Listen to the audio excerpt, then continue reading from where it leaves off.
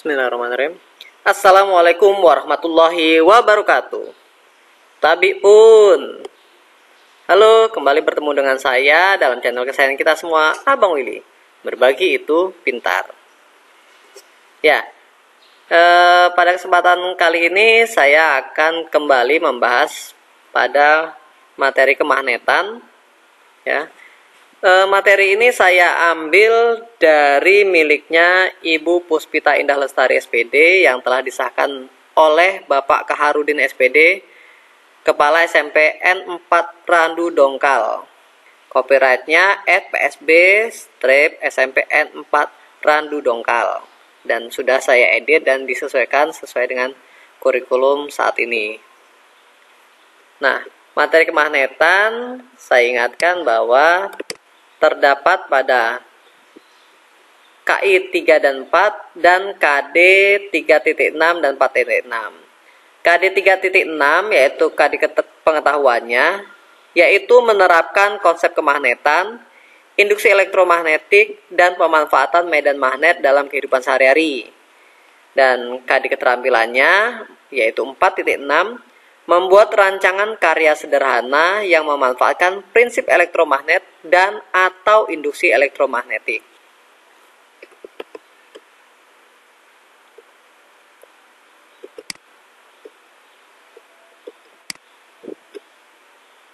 Ya, yang lalu pada part 1 sudah dibahas mengenai teori kemagnetan, cara membuat magnet. Kemudian berikutnya di part 2 yaitu medan magnet, kemagnetan bumi, dan elektromagnetik. Nah, kali ini saya akan memaparkan mengenai gaya Lorentz, alat elektromagnetik, dan transformator. Oke, silakan disimak ya.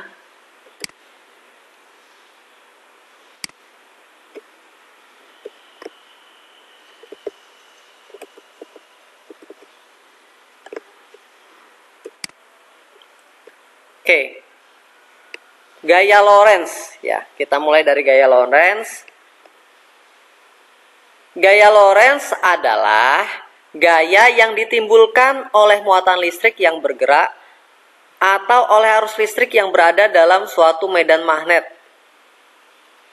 Bapak ulangi bahwa namanya gaya Lorentz adalah gaya yang ditimbulkan oleh muatan listrik yang bergerak atau oleh arus listrik yang berada dalam suatu medan magnet. Jadi kalau ada arus listrik yang bergerak ya, kemudian pada suatu medan magnet, maka akan timbul namanya gaya Lorentz.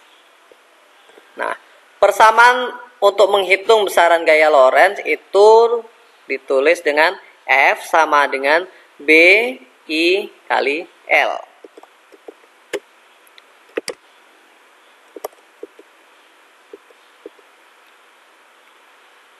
Ini dia. Contohnya begini. Sebuah kawat penghantar panjangnya 2 meter, berarus listrik 10 mA dan berada pada medan magnet tetap 5 Tesla. Berapakah besar gaya Lorentz? Tadi rumusnya adalah F sama dengan B kali I kali L. F itu gaya Lorentz, ya. B itu medan magnet, I-nya arus listrik, dan L-nya itu panjang penghantar, ya.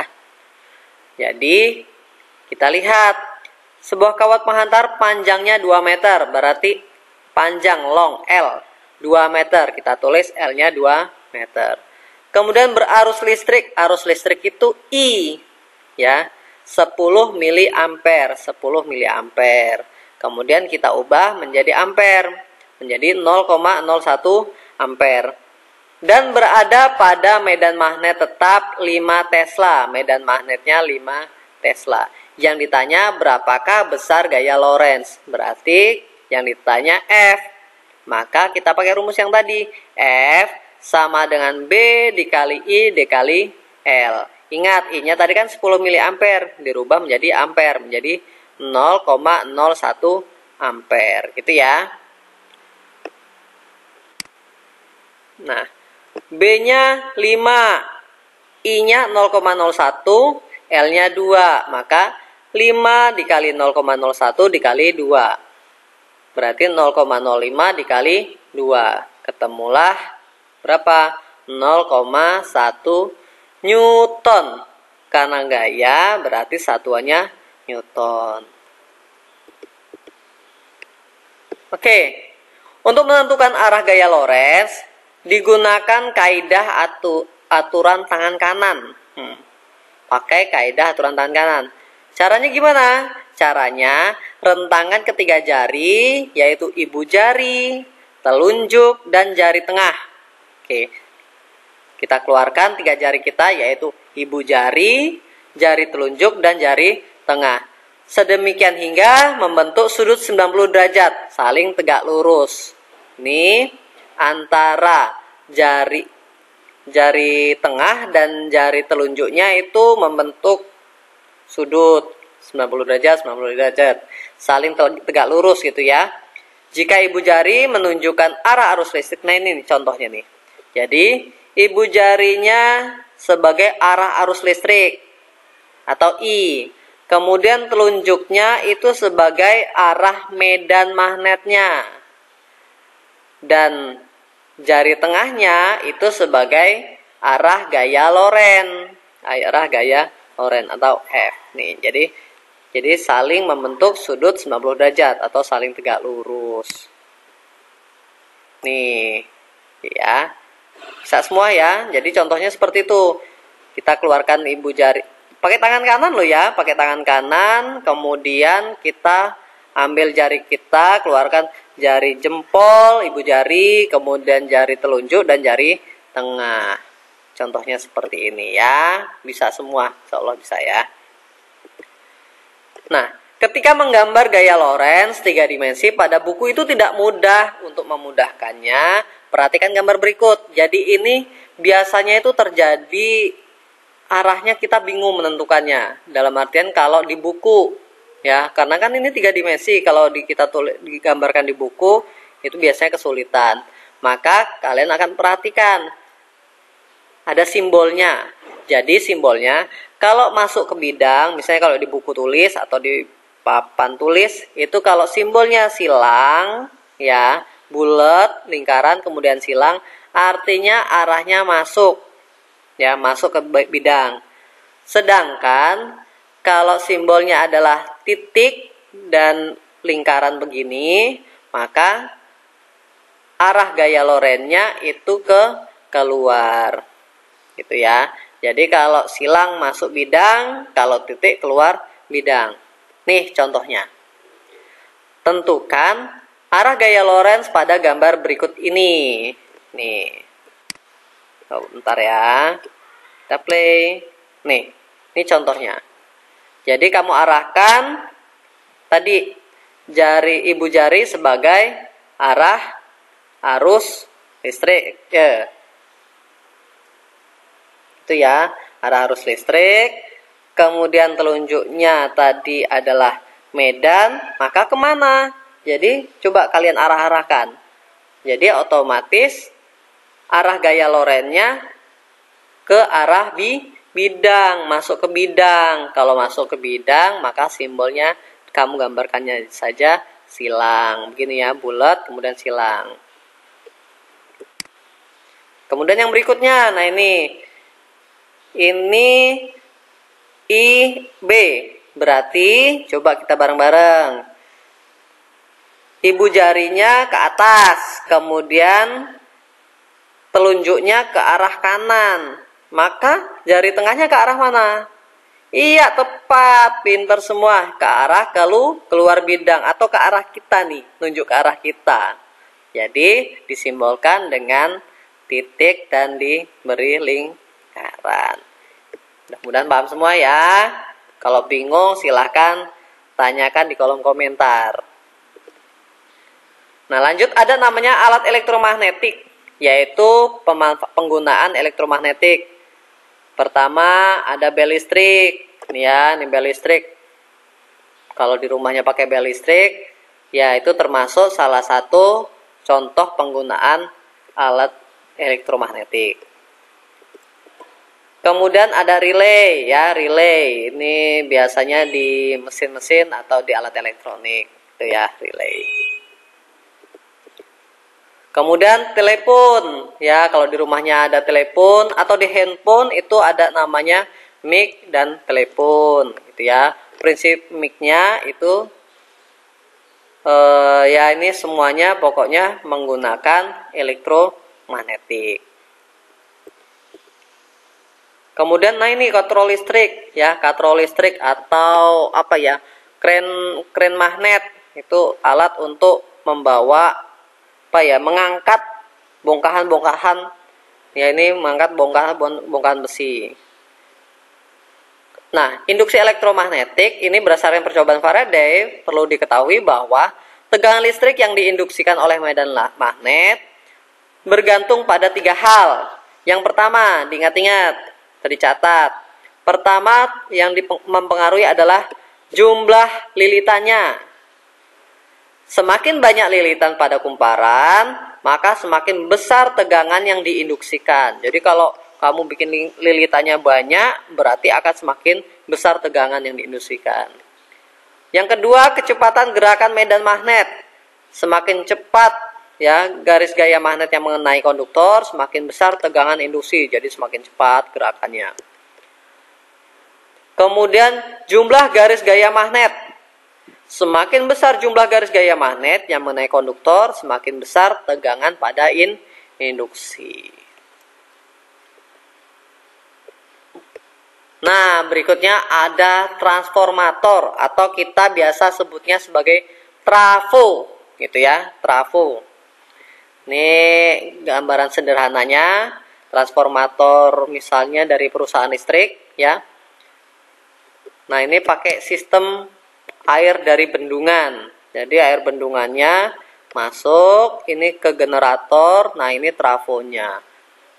Nah, listrik di rumahmu dihasilkan oleh generator yang sangat besar di pembangkit listrik. Aslinya gitu ya. Jadi air dari bendungan menggerakkan kincir ini, kemudian kincirnya menggerakkan mesin namanya generator, maka akan timbul listrik ya, akan timbul listrik yang akan diarahkan ke transformator dan nanti akan masuk ke dialiri ke rumah-rumah kita.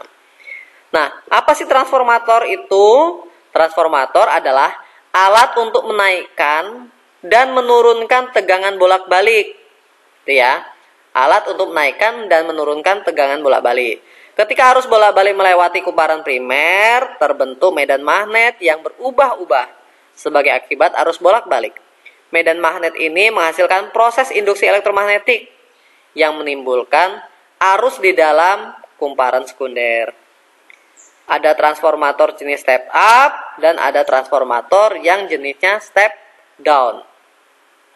Nah, transformator step up digunakan juga pada pesawat televisi. Jadi di televisi kalian di rumah itu menggunakan trafo step up. Ada trafonya di dalam itu. Fungsinya apa? Untuk menaikkan tegangan dari 220 volt menjadi tegangan 20.000 volt. Wow. Jadi di rumah kita kan normalnya tegangannya biasanya 220 volt.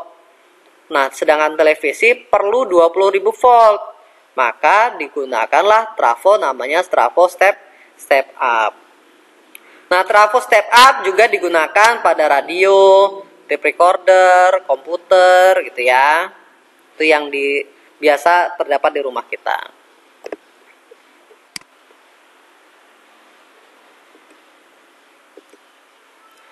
Nah, perbandingan lilitan pada transformator ya yaitu NS per NP. N itu adalah jumlah lilitan atau jumlah lilitan. S itu sekunder dan P itu primer. Ya, jadi perbandingannya adalah lilitan sekunder dibandingkan dengan lilitan primer. Pada trafo ideal, besar tegangan induksi pada tiap lilitan, kumparan sekunder sama dengan tegangan yang diinduksikan pada tiap lilitan kumparan primer. Itu yang ideal. Jadi besar tegangan induksi pada tiap lilitan kumparan sekunder sama dengan tegangan yang diinduksikan pada tiap lilitan kumparan primer.